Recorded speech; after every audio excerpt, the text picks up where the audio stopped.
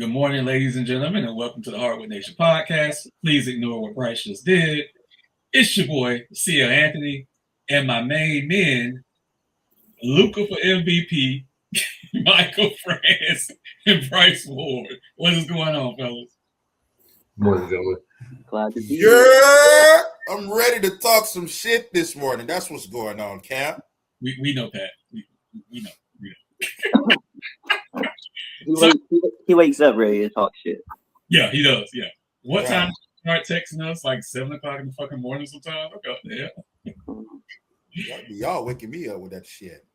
So I'm gonna throw the first topic to Mike because Mike is my numbers guy. How did you feel, Mike, when the NBA released this statement saying that the salary cap is going to be decreased for next season because their projections were wrong based on a decrease in local TV revenue? Real quick though, can we specify it's not going down, right? No, the salary cap is going down based on their projection. Yes, it's going down $1 to $2 million. Yes. I thought it just wasn't going up as much as they said the max could go up. Mike? It doesn't surprise me. I didn't even realize that it was even a thing because, the revenue that the NBA brings in is crazy, right? It's so crazy that they pay for part of the damn WNBA. It's kind of crazy to me. It doesn't surprise me, but when you think about everything, when you put it together, we're looking at some interesting times right now where I think when we were texting about it, I kind of brought up the whole Major League Baseball situation, right? We're going to end up in a complete lockout and probably another 1994 season where a whole season is missed, if not longer, because the way that this money game is being thrown around is absolutely nuts. When you've got teams, now it's a little bit different with baseball compared to basketball because there's a salary cap, there's a hard cap in basketball when really there's just a luxury tax in baseball. But the numbers for, what these people, as far as the teams, like what they charge for the games, what they charge for concessions, what they charge for merchandising, what they charge for us to even be able to watch the games, you cannot tell me that the money is not coming in for it, right? So, but these numbers are actually just astronomically crazy. When you're sitting here with players that are getting 3 years, and it's, 3 years, $150 million, $175 million deals. That's crazy money. But it's like, where does it go, right? Where does it go? Why would they have to actually lower the actual cap itself?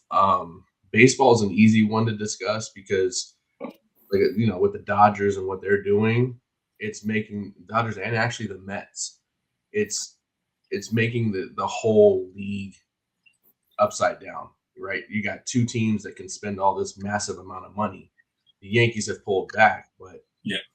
When you got these two teams, it's making it completely unfair, right? So there's a reason in the baseball side. On the basketball side, I sit here and I think, okay, well, what would make money take away from the league? And it's either A, the owners are getting too greedy, or B, there's other things that are taking money away from the NBA, which ironically could probably be the WNBA because they just all got new deals, right? That are pretty decent for what they actually bring in, right? But it also could be for a third reason. I would think that people aren't spending some of the money. Like when you brought it up to the local, right? The FanDuel Sports, people don't want to pay for some of this shit. I'll tell you, I just literally signed up because I got rid of cable. I signed up for D-Max TV so we could get all the Diamondback games, right? That was $100 out of my pocket for the whole season. When really I could just, for me, I got it for other people in my house. But for me, I can watch the scores on ESPN. maybe there's more people in this economy now checking some of their own numbers and saying, hey, I can't afford this anymore. I can't afford that. So they're not spending money on local stuff like maybe the FanDuel Sports, right? Those packages. So I don't know. I've got 3 different reasons that it could be, but it is kind of ridiculous to me. Like, I would like to see that if they're going to lower the salary cap, that means everybody gets paid less, including the owners. Right? Which will never happen. It'll never happen. But the way that I think that it is, like, I say that is because if we saw those numbers come down, we would see ticket prices and merchandising prices come down where it can actually be affordable for regular individuals like me and you. You know what I'm saying? So I don't know. What do you guys think? Bryce, I'm going to throw it to you next. So I don't know how this article, I don't even know how this story, how I missed this last summer because usually I'm plugged in. I've been saying for 2 years the players are going to start losing money. It already done started based on this article here. Okay. So there's basketball related income, BRI, and it's on a sliding scale. So usually the BRI goes up between 5 and 10% each year. Mind you, the NBA just signed that huge TV contract last season. So why the fuck now are you saying our projections are wrong? It's going to be lower than what we projected when you just signed the biggest television contract that you've ever signed in history. Again, that news came 5 to 6 days after the WNBA finally got their shit together. And then a day after the NBA made their statement about money, which nobody asked to do, like it just randomly came out, the Players Association came out and had a couple of items as far as the 65-game statute that they agreed to, and also being mad at Milwaukee for withholding in Giannis. So I know that was a lot. But Bryce, looking at this article here, the players get 51%, the owners get 49%. If there's a shortfall, 10 million of that goes into escrow or some shit like that, and then the owners can recoup that. So starting last year, the totality of the NBA players lost $500 million versus what they could have made. So what do you think about that? Because I know it's confusing for a lot of people. So seeing this article here, what do you think about it? I think this is why the players have a players union. Mm-hmm. I don't think the problem that's facing the NBA is exclusive to the NBA business. I sell bread, and I also just pay attention to information around me, and a lot of businesses are down. Corporations don't want to acknowledge that the state of the current living United States and the stress on the people shouldn't affect sales for some reason. So everybody is being crunched monthly on their incomes and the cost of everything, yet corporations still want to see increases in profits. It's not realistic. What these teams and the owners are trying to do is no different than anybody else who has stockholders or has people invested in a company. It's on the players to force them to pay them more. But also, all these things change from year to year or in like 5-year intervals. Remember years ago, every year there was a new biggest contract in the NBA, new biggest contract. This person, I remember when Mike Conley had the biggest contract in the NBA. Crazy. And now we're getting to a point where we're seeing some of the top end guys still continue to get these massive salaries, but the guys at the bottom, there's less and less money for them. So in real time, we're seeing teams try to reallocate and figure out how they use their money to avoid taxes or the aprons or this and that, all while the teams on paper are showing at least not as much of an increase as they had thought previously. And they can skirt some of this by just saying projections or this is what we predicted would happen, because that's not facts. That's just a gauge on which they guessed things could get better. So it's really, we might be leading to a lockout because that's what needs to happen, because there has to be pushback. So if this is the current situation, based on the numbers that the NBA as an organization is giving you, then legally you just got to take that at face value, but you don't have to take their decision and just take it lying down. That's why I said it's on the players to push back. But the players have been growing in salary, it seemed like, for what felt like a decade or more. So I feel like there had to be eventually some kind of slowing down of how big these contracts would get, like the pace wouldn't keep up. And then based on literally the world we live in today, I feel like it's like a perfect combination for, we're seeing all these major companies across every field tighten their books, and we're seeing people let go. We're seeing jobs put together so other people can get let go. Yeah, I'm blanking on the word, but consolidation basically. And I don't think the NBA is outside of that web. So what I'm seeing is just the natural what is happening everywhere. And so, like I said, it will be on the players and the union to fight back on that. And they have their lawyers and they have their leadership, and we've seen it before in the NBA, we've seen it in other sports. I don't really think this is all that unique. And I don't think it's all that crazy that the NBA projected the best outcome for everybody to get excited about in terms of profits, and then not meet those goals, because nobody's meeting those goals right now. So it's not surprising to me. It's unfortunate for the people and the players who are making their money in the league, because then you're the way you provide for your family can be threatened a little bit. So it's a little scary, but that's why the players have a players union. That's why the WNBA just went through what they went through.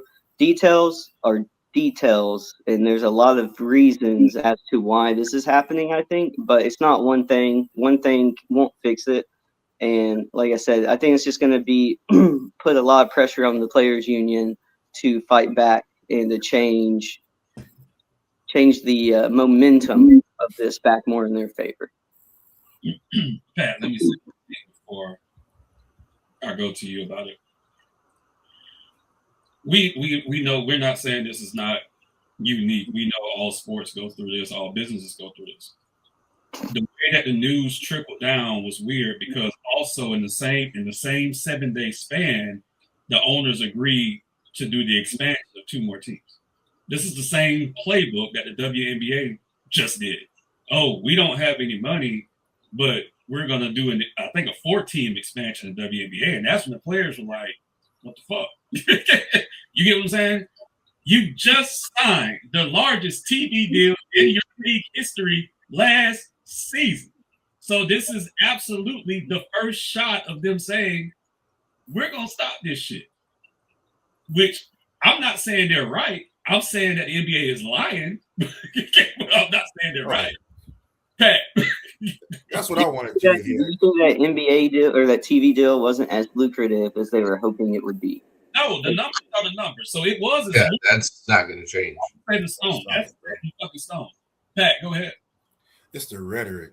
I'm trying to sort through all the confusion here and just break it down, because I'm a little confused. Okay. But basically what I'm hearing is that they don't think their projected income is not going to be where they think it's going to be. That's why they're lowering the salary cap. Is that the overall theme here? Okay.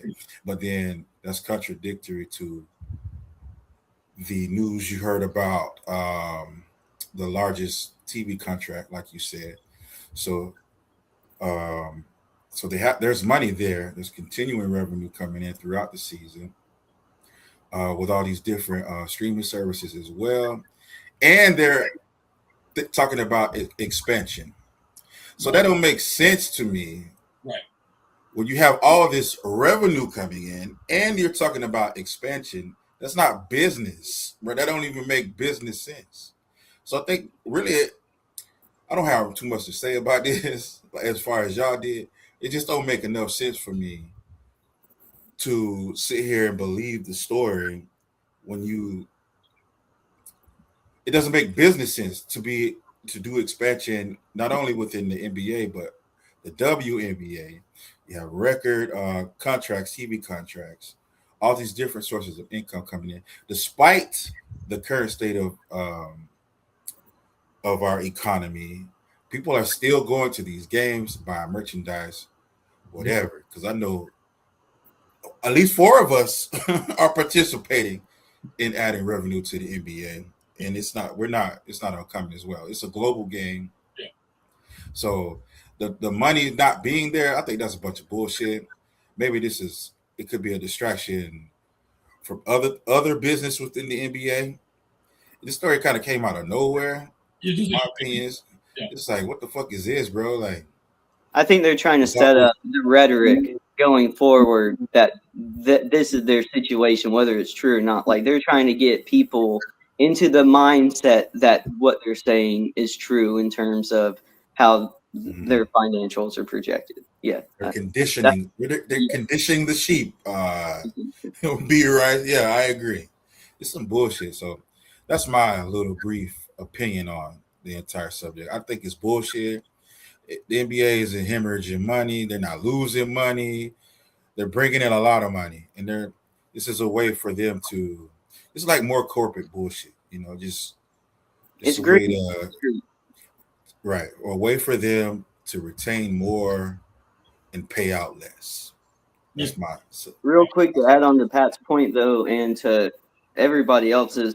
Not only is the expansion happening, the European League is also happening. So yeah, we're getting 2 teams here, but their plans to grow isn't limited to the United States.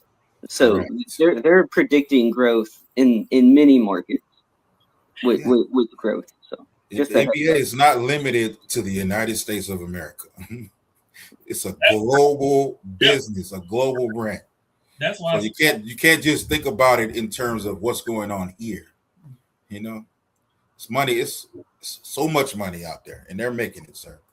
Right. So the money's got to be going somewhere then. Yeah. That we don't know. 2 more things, and I'm going to move to the next topic that is kind of related to this, and it's going to get us into our MVP discussion. So I'm surprised ESPN didn't run with this, but then again, I'm not surprised because they're partners with the NBA, where Yahoo's not, right? Because I knew it was coming, but I didn't know it started last season. I had no idea that the players in totality lost. Well, if you look at the article, it's written from Sportico. Yeah, Sportico. So Yahoo just picked it up. So this is a whole third-party independent news outlet that doesn't even have anything to do probably with even U.S. sports. Yeah, so it was a buried story. Now, secondly, the CBA can be opted out in 2028. So the timing of this is funny too, because usually when you go into these negotiations, it's over a year, right? So 2028 is when the current CBA can be opted out. So the NBA thinks they're slick. They really think they're slick, but nah, because the math ain't propaganda, bro. The math ain't mathing, okay? The union should have lawyers who look at this at face value and just immediately go, nah. They got plenty of time to prep their arguments if that's the case. If y'all want, I can send y'all a copy of the current CBA. It's like 100 and some pages. I can send that to you if y'all want it. I won't read it. Yeah, I'm okay. I just want to watch basketball, bro. I'm like, what the fuck? I don't read this shit. I need to read. Well, you might have another 94 season with baseball and another 99 season with basketball. Yeah. When did we have once this takes place? What's up, Bryce? When was our shortened season? Not that long. 99. Oh no, we had one after that. No, it was 13. 2000. Okay, yeah, that's the one I'm thinking of. So moving to our next topic, Mike, I'm sorry, was the 65 game limit on in-season player awards that the players agreed to again in the current CBA. But now apparently, since the NBA has pissed them off, now they're making an issue about the 65 game rule. Mike, Detroit's still doing good without your man, but how you feel about that? Do you think they should strip the rule away or keep it as is what the players agreed to? Well, I mean, My number one thing that I have is accountability. If the players agreed to it, you got to deal with it. Is it bullshit? I mean, it can go one of two ways because you have players like, let's say, Cade Cunningham, who could have been up for MVP at one point, right? He might miss everything, even all NBAs, because of the games that he missed, especially with a punctured lung, right? But that's a legit reason. But then you've got load management, right? That's the kind of thing for me that I think that this is part of why this is there is for the load management part. Like if you're going to load manage, go ahead and do it, but you're not going to win any awards. You're not going to be all NBA, this, that, and the other. So what's more important to you, the accolades or, of what you're going to get paid for or taking a rest every other game, right? So, I mean, right when he first touched the floor, LeBron James was already in danger, and that was in November. He was already in danger of, for knowing the load management, that he's going to miss out on a ton of awards. So that kind of made it a little easier for the whole season, right? For the load management, I'm going to miss it already, so I might as well take what I need to get. But then you got players like Cade who are going to miss out on things, along with there's a couple other big names that are out there. So like if that's the case, I mean, it is what it is. You guys agreed to it, but what can I say other than that? You made your bed, you lie in it. You missed the award, you shouldn't agree to it. Got it. Pat. What's the question? I'm sorry. I was researching something. Do you think the 65-game rule for being eligible for postseason awards is valid, or do you think they should strip it away as the Players Union wants to do now when they initially agreed to it? So I don't know. I don't think it's just that black and white. I think they need to work out the kinks. It's so early in the actual process. You don't really know how to make it work.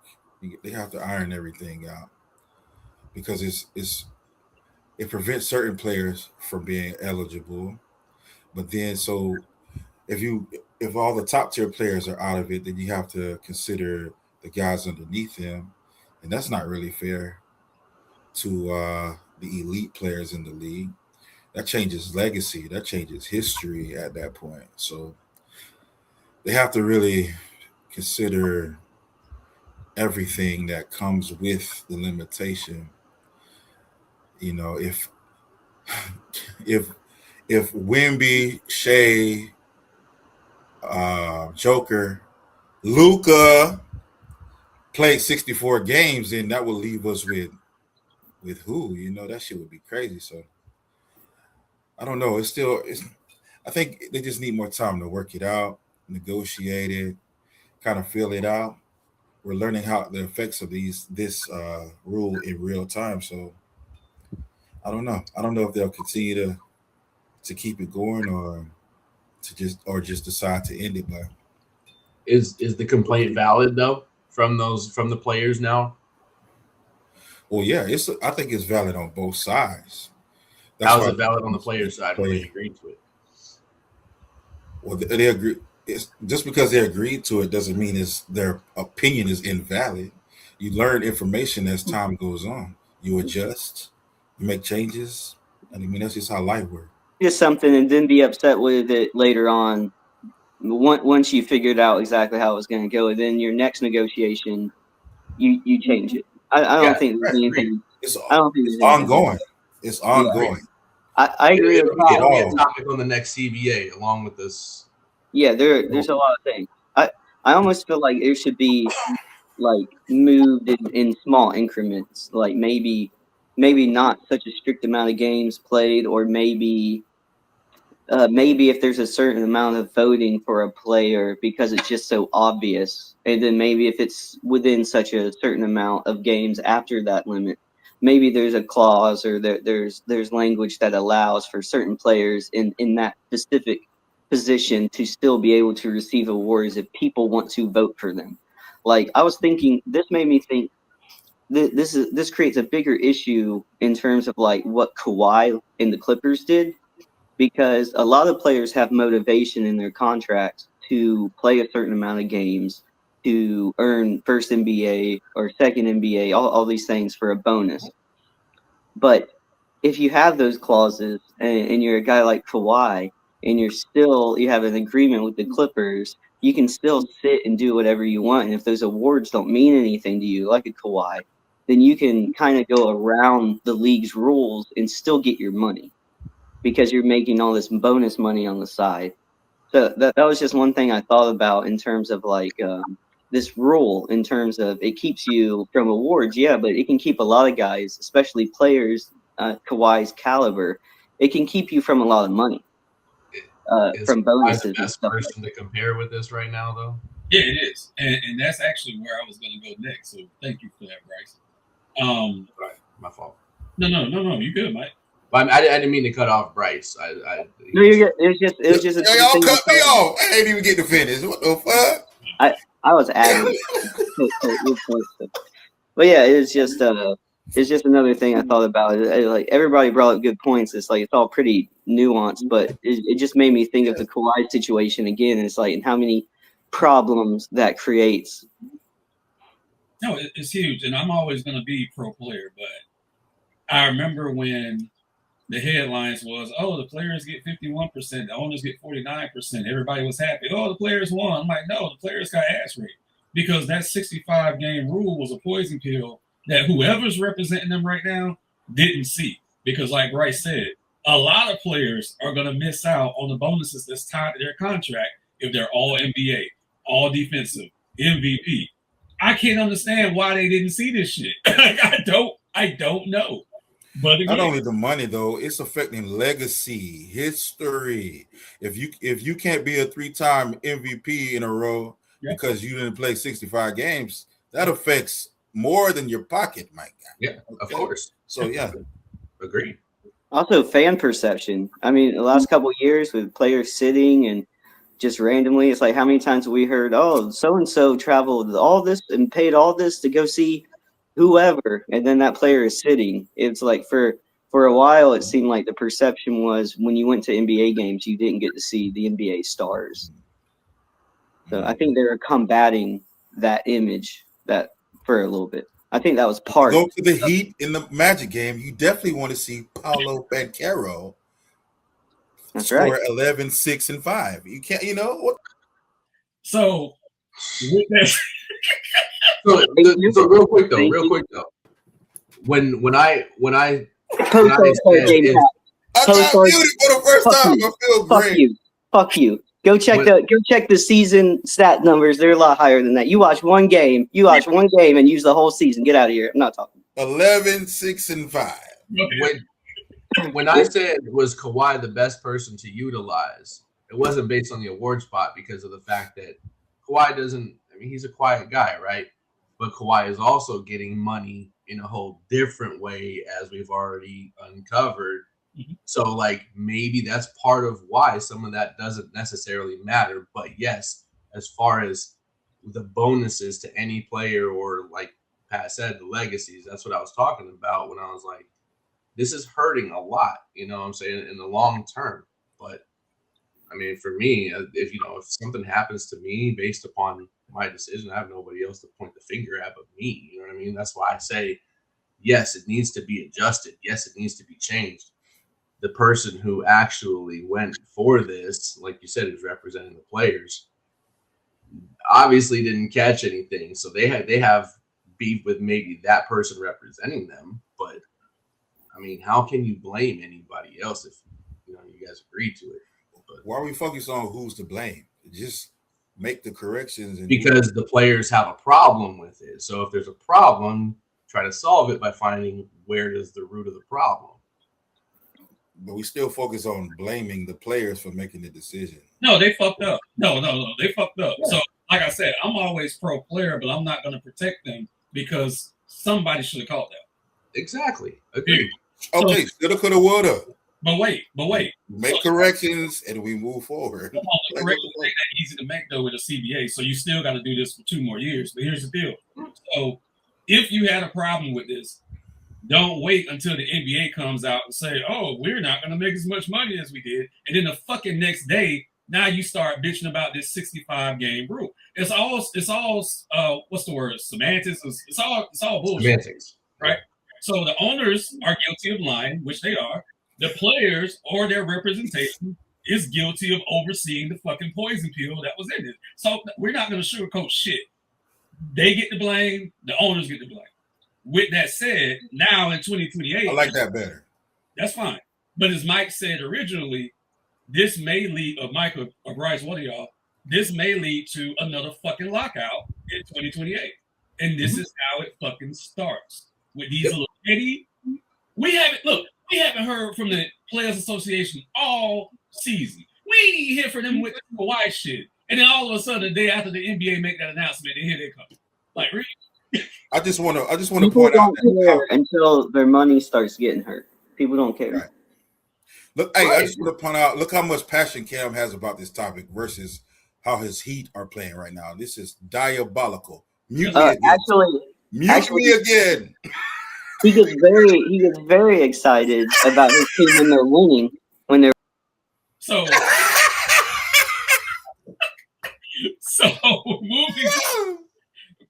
moving right along. But Mike, I do want to say this. One thing Kawhi is doing this year that Yes, sir. One thing Kawhi is doing this year, he already at 58 games played. So that's great. Kawhi trying to squeeze out every dollar he can get because he probably knows what's coming his way. Okay? Yeah, of course. Right, Steve Ballmer told him, and he is balling too.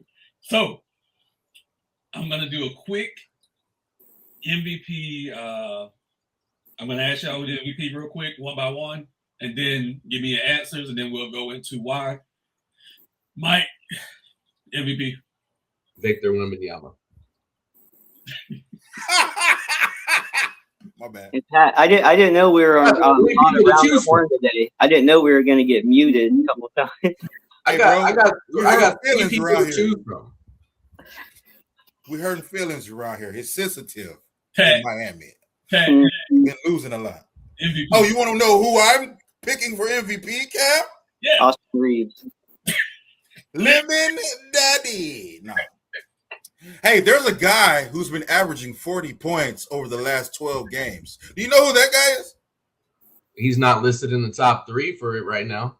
Is Bam still riding out the average from his 83-point performance? Is it Bam? The homecoming race is crazy. Popular opinion. There's a guy averaging 40 points a game for the last 12 games. And we're like, what, 11-1? Something like that? That's fucking crazy. You know who that guy is? I know you're gonna tell me. Yeah, it's Luka. I give 2 fucks about that report. So then that's because a personal MVP. That's an obvious MVP. He averaging 40 points a game in the last 12 games. I mean, the numbers speak for itself. The more he performs, the better he performs. In his quote, the lower his standing goes in the polls. And who's contributing to this information? Is it like they're asking the voters? Like where is this information coming from? Anybody? Crickets. Crickets? Oh, okay. Luka! That's who. Right. Next question. Right. Who's your MVP right now? Luke. And It's because Shea already got it. Otherwise, it would probably be closer of a race to me between Shea and Luka, and probably Wemby pulling up the rear. But it's for me, it's more Luka. The reason I mention Wemby is because of the Spurs, the success they've had this season. That was a little bit unexpected. But Luka, especially with the way the Lakers have been playing, the fact that he's been in this contest for a few years now, I feel like there's always a general feel of these things going on each season. It's like, oh, this person's in contention and this person is too, but there's like a general feel of who should get it It's a lot of.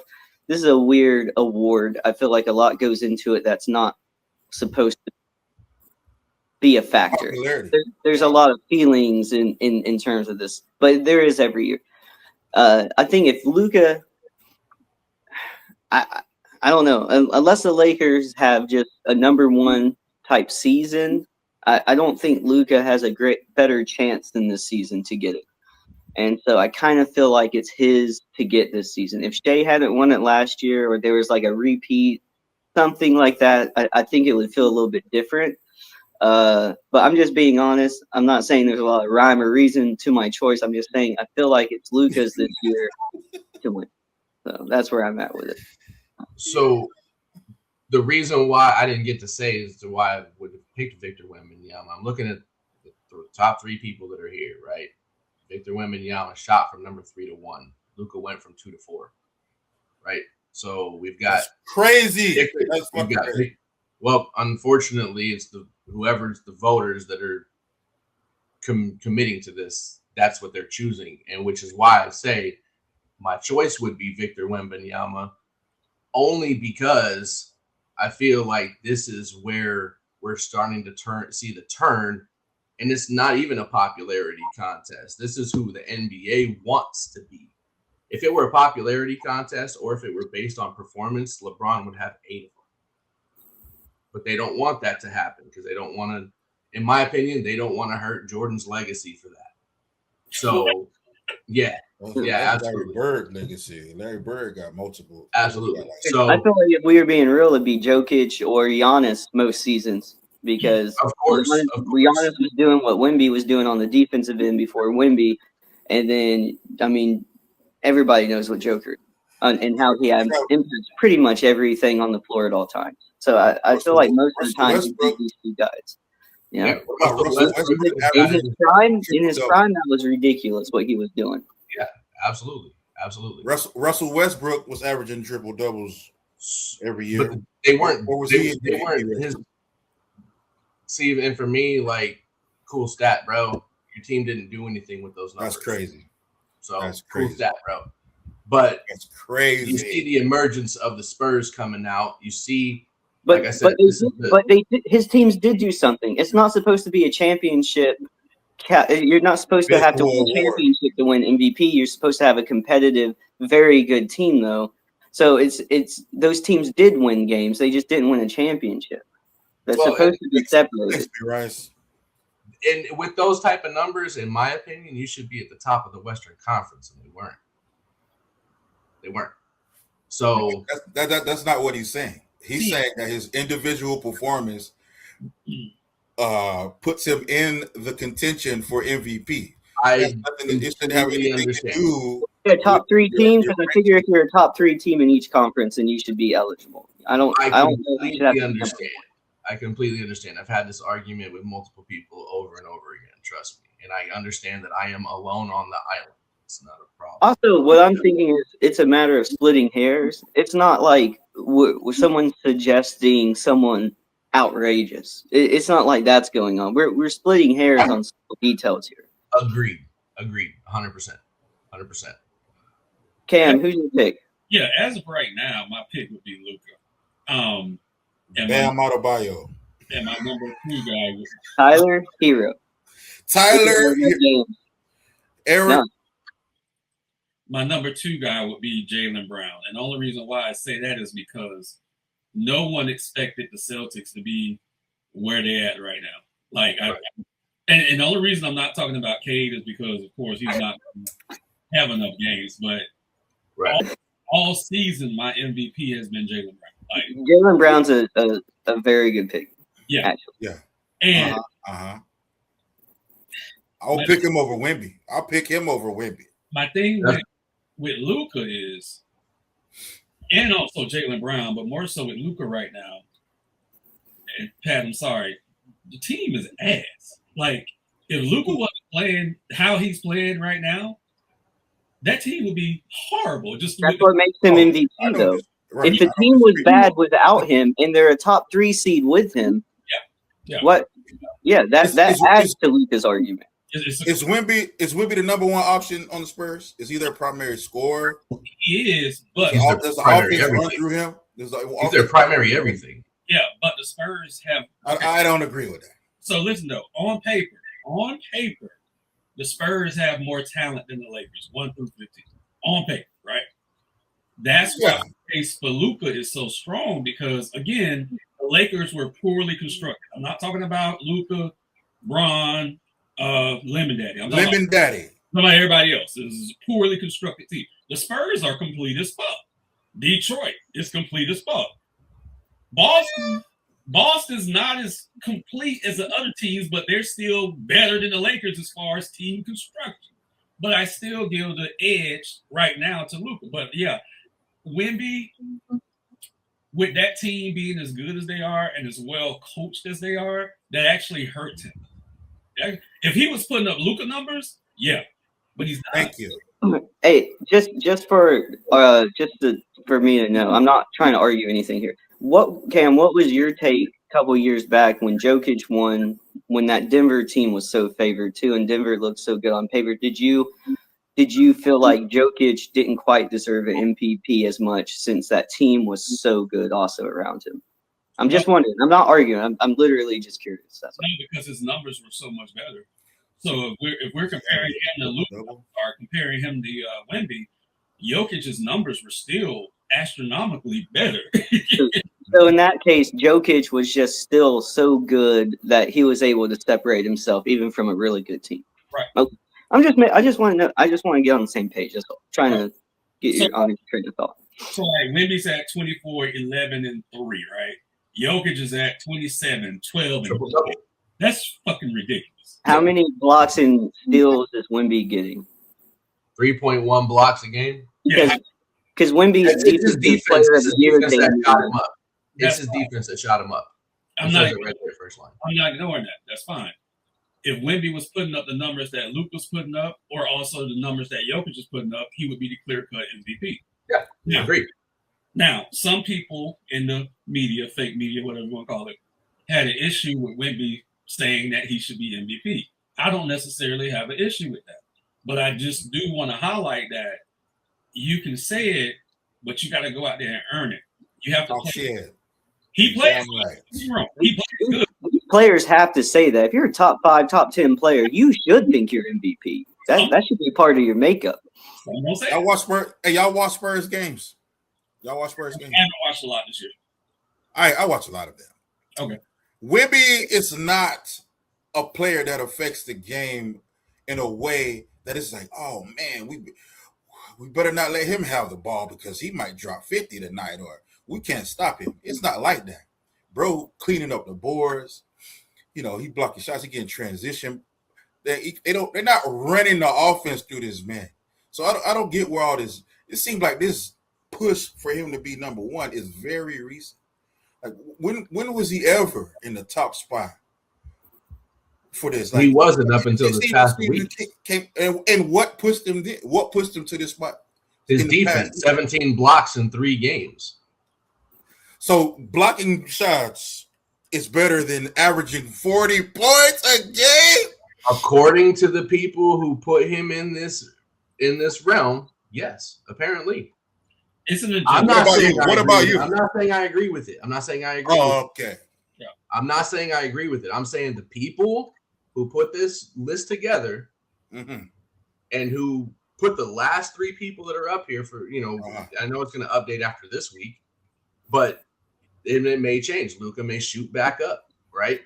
But shout out right to now, the Dikembe Mutombo, they feel that Victor Alonzo Mourning, all them shot blockers who should have got MVP, bro.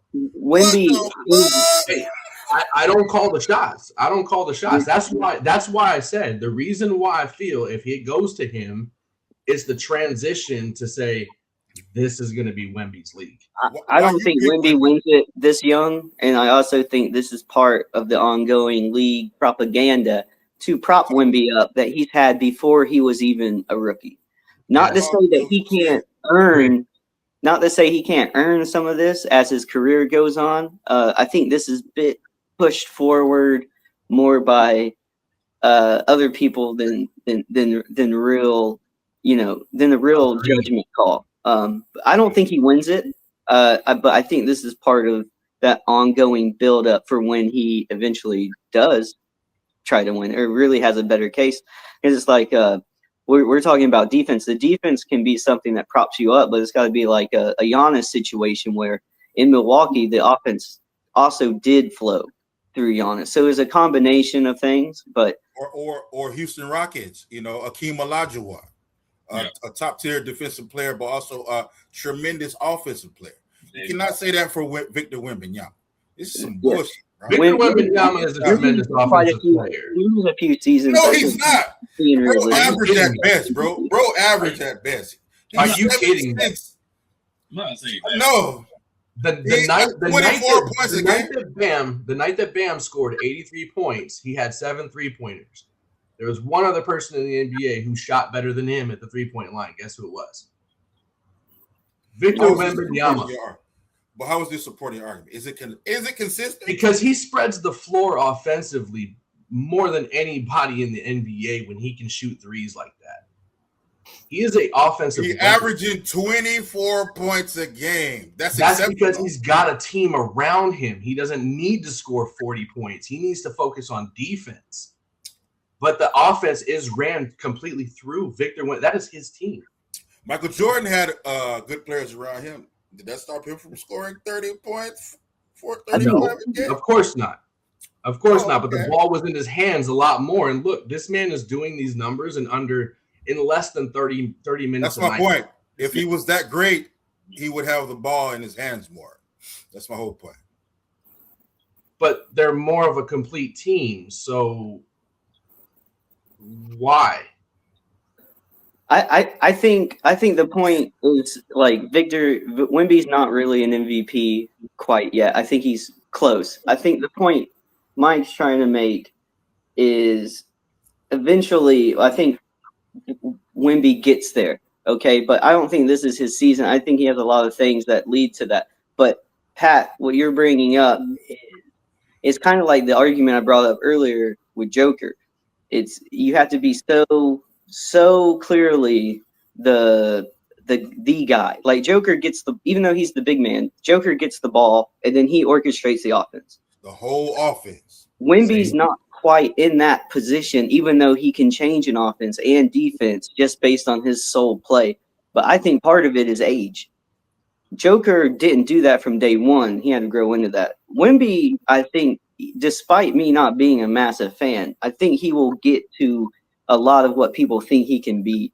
I just don't think it's quite this season. But not to take away from him being a great player, I just think the role on his team right now isn't quite as great as, say, a Joker or a Luka, even though he can change the game. I think it's just, but we're talking about percentages here. We're not talking about 100 or 0 here. We're talking about percentages. I don't think Wemby's that far off. I just think he's not at the same tier this season as the top tier guys, but not like multiple levels. He's just right there behind them. And for his age, no one else at his age is being talked about like this.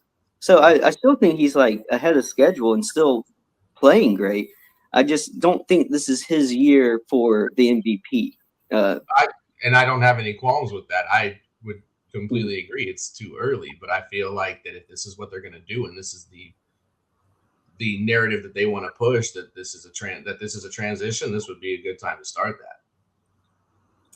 So, I think it's okay for him to be in the talks. I'd be a little more upset if he actually won. We've only got what, like 10 games left? Yeah, about 10 games left. Yeah. We're gonna move to the last topic, which is always Bryce's favorite topic. We'll talk about the Heat. Hey, y'all in the 10th spot. That's crazy.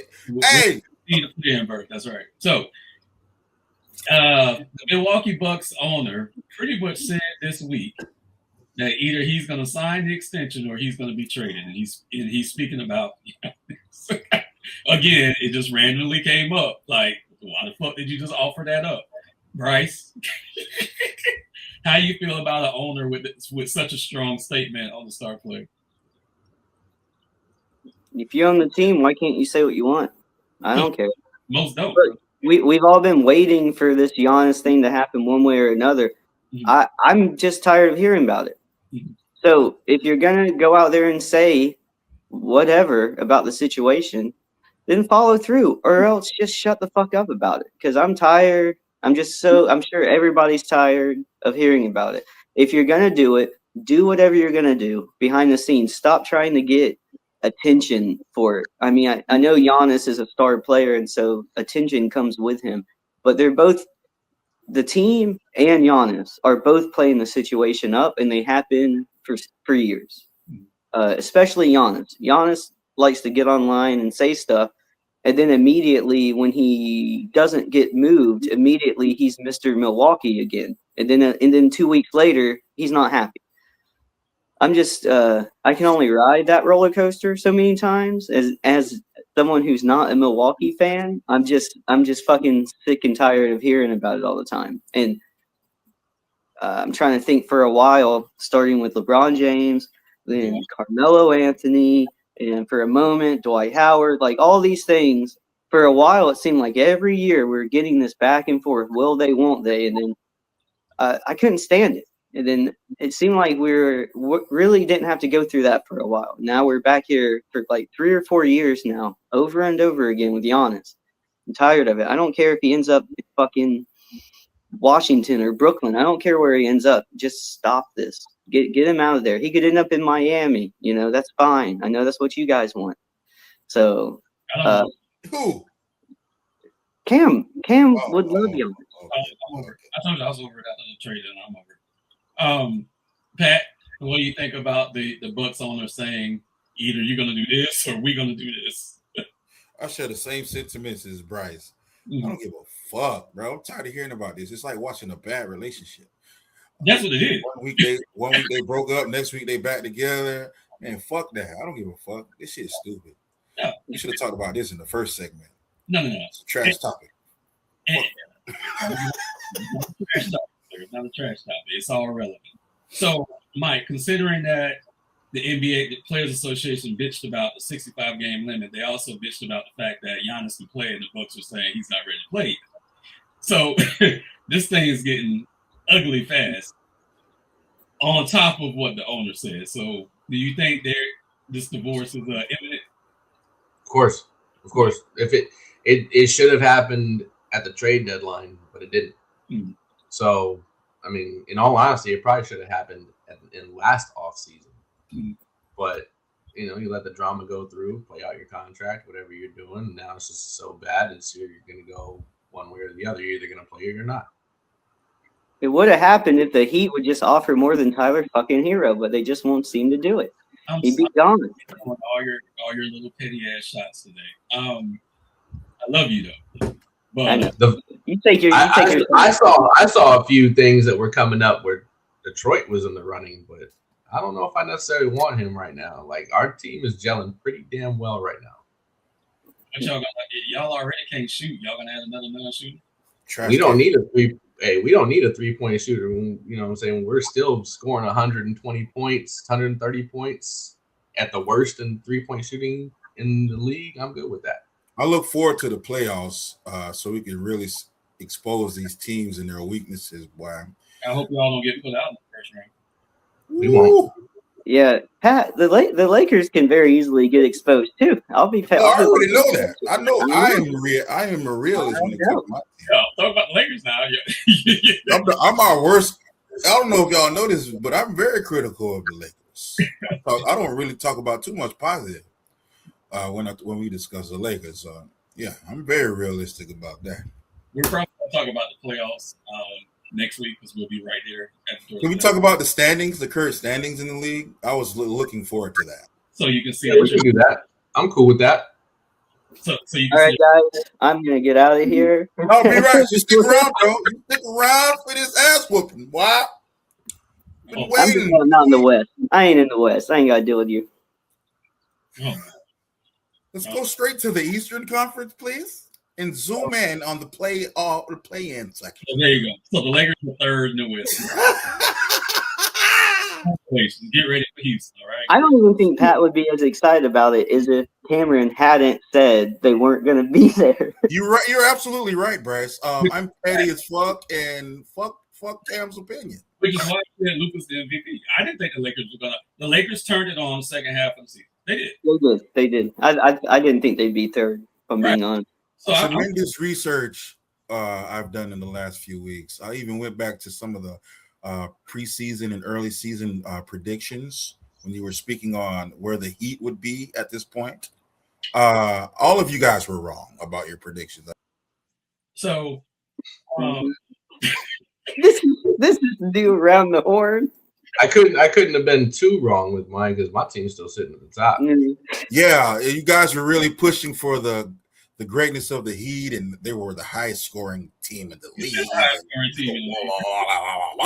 And I was like, will they maintain this throughout the season? And y'all were like, oh yeah, they're gonna be. So hold this one here, boy. You see that? You hold that, and I'm gonna give you some more. Still being the number one team in the Eastern Conference. Congratulations to Bryce for the season that the Orlando Magic has had. Don't deflect. I'm not deflecting. You said you want to talk about standings, so we're talking about standings. Yes, you're third in the Western Conference. Where can you put it on? Can you put the Eastern Conference standings up there so we can see? You know. Sure, absolutely. Here we go. What's going on? We need a. Oh wow, that's crazy. Wow. The Celtics are number 2. Oh, I'd like to see how many wins or losses I have affected by injury compared to the rest of the season. I'm sure it's you missed, bro. I felt bad for a long time that I traded you, Franz Wagner, for LeBron James, bro. Oh, sounds like loser talk to me, bro. I'd make it again. Oh, my team got hurt. My players. Shut your ass up, B-Rise. I wish I knew Pat before they traded for LeBron, and then he had to watch fucking his youngins run around trying to keep the celebs courtside. I wish I could have known him back then, because I would have fucking trashed your rebuilding Lakers so hard. I went through it. I went through it. I remember all that shit. I just wanted to know you then, so I could have added on to it. It'll come back again. But good thing about it is we came out of that and won a championship, and we, thanks to LeBron James, just like the Heat, you have a lot of championships. Anthony Davis and Rondo, JaVale McGee. You don't have to bring up JaVale McGee. You don't have to bring up Dwight Howard. If Facebook was like MySpace, I'd put you at the top of my friends list right now. Shout out to the Lakers. Number 3. We're not in the play-in like the Heat or the Magic. Yeah. You done? I got a lot more to say. I'm just restraining myself. The Lakers shouldn't even be comparing themselves to us. The fact that you're even talking about now we can't compare ourselves to y'all. Yeah. That's exactly what we were doing. The way you hold yourself up. That's what I'm saying. That now you want to bring it up. I'm just fucking. We're witnessing here, Hardwood Nation. We're witnessing the Lakers have a good season and then come up short in the playoffs yet again. How terrible the poor Orlando Tragic and the Dade County lukewarm are. Okay, this is what we're witnessing. Lakers. That'll be it for the Hardwood Nation podcast.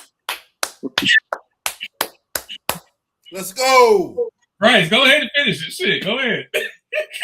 Dude, the Lakers aren't going to win a championship, so hey, the Atlanta Hawks. What they like? The Hawks playing well. Hawks playing real well. Ooh. Yeah. Somebody was hating on them a couple weeks ago on the podcast too. Ooh. Oh, Bryce. Yeah. A Magic fan. Yeah. Ooh. I'm not. I don't think that's a legitimate streak. They've only been playing the Brooklyn Nets and the Washington Wizards. They hadn't. They had to go out there and prove it, and they proved it. So I'm not afraid to admit when I'm wrong, but I wasn't wrong about who they had played up to that point. That was facts. Yeah. It's okay. Hardwood Nation podcast. Please like, subscribe, content. Drop comments below. We always respond unless it's Pat trolling. Everyone stay safe, and we are out.